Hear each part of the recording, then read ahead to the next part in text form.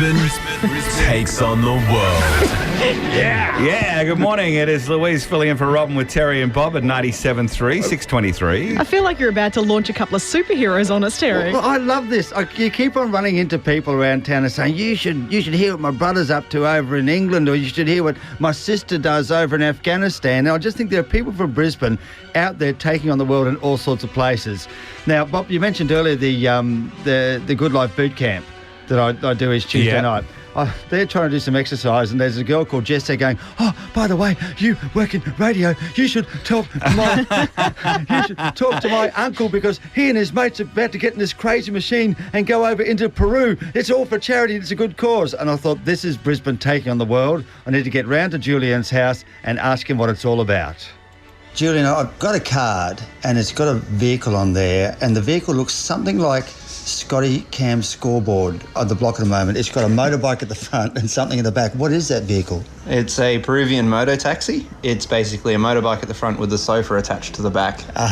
And a very unreliable Lifan 125 engine, which is a Chinese rip-off of a Honda. If it's Peruvian, it can handle the uphill. Is that the go? Well, that's the theory anyway. They're not really built to be doing what I'm about to do with it. Where are you going to drive this Peruvian mototaxi and why? Two other friends of mine and I have been involved in a Rotary Youth Leadership program called RYLA, Rotary Youth Leadership Award. Okay.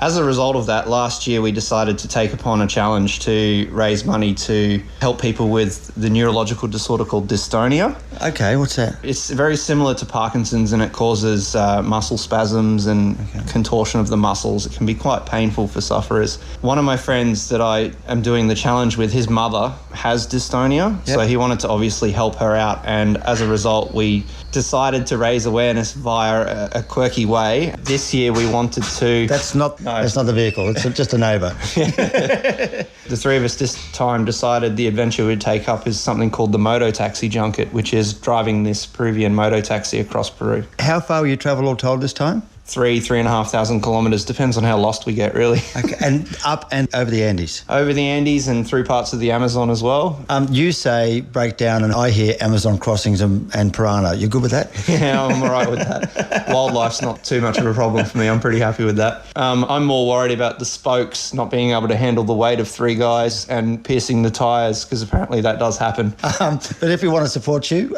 we can go to a website? It's called rideforryla.com, so RIDEFORRYLA.